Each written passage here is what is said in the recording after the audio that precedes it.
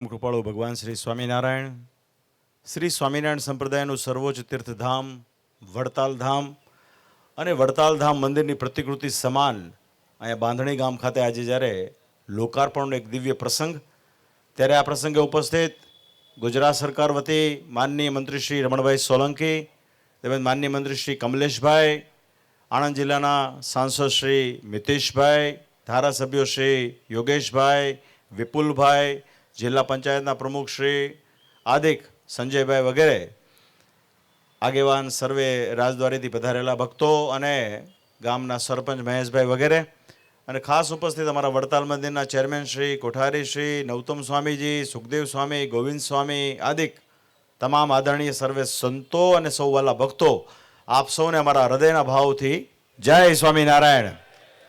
આજે ખરેખર બહુ એક આનંદનો દિવસ છે. આમ તો જિલ્લો જ આણંદ છે, આણંદમાં આનંદ આનંદ આનંદ ને આનંદ છે.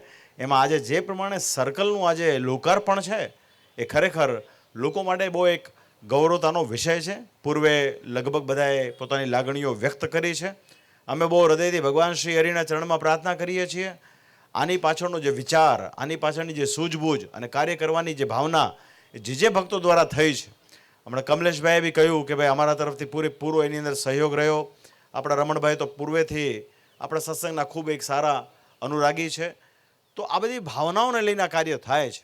અને મોટી વાત એ છે કે વર્તમાન સમયમાં આપણા ભારત રાષ્ટ્રના યશસ્વી પ્રધાનમંત્રી શ્રી મોદી સાહેબ એમનો પણ ધર્મ માટેનો જે અભિગમ છે, ખાસ કરીને કાશીનું કોરિડોર હોય, ઉજ્જૈન મહાકાલનું કોરિડોર હોય, આદિ અનેકવિધ જે કાર્યો એમના દ્વારા થતા હોય છે, એ જ પ્રકારનું આ એક કાર્ય આજે અહીંયા બાંધણી ખાતે થયું છે. અમારી શુભકામના છે. અહીંયા વડતાલની પ્રતિકૃતિ સમાન મંદિર નિર્માણ થયું છે. લક્ષ્મીનારાયણ દેવને યાદ કરવામાં આવ્યા છે. આ વિસ્તારથી જે લોકો પસાર થશે એના હૃદયમાં નિશ્ચય એક વખત તો વડતાલ થશે. અને સંપ્રદાયનો પર્યાયવાચી શબ્દ જ વડતાલ છે. કોઈના હૃદયમાં જો નિર્દોષતાથી વડતાલ નીકળે ને તો એનો પણ જો અંત સમય આવે તો ભગવાન એને તેડી જાય એવો વડતાલનો મહિમા છે. તો બસ મારી શુભકામના છે. બધા મહાનુભાવો પધાર્યા છે, સંતો છે. સુખદેવ સ્વામી અમારા એક બહુ ડાયનેમિક સંત છે, એમની દૂરંદેશિતા હોય છે. અને આ જે પ્રમાણેનું કાર્ય કર્યું છે એમને હું હૃદયથી ખૂબ ખૂબ ધન્યવાદ આપું છું. અને આપ સૌને ભગવાન ખૂબ આપણને કાયમ સારા કાર્યો કરવાની એક શક્તિ આપે, એવા વિચારો આપે. હંમેશા રાષ્ટ્રની જે ભક્તિ છે સર્વોપરી હોવી જોઈએ.